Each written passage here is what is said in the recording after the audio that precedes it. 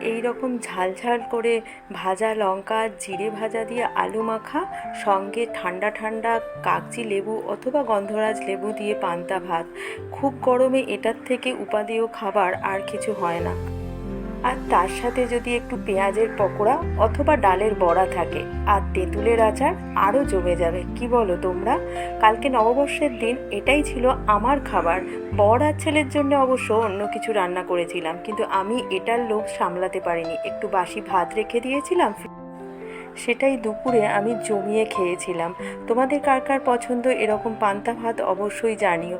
আর ভালো লাগলে like comment share করে চ্যানেলটা সাবস্ক্রাইব করো।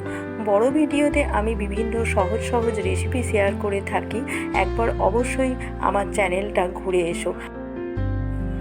তোমরা কে কীভাবে নববর্ষ কাটালে সেটা জানাতে ভুলো না।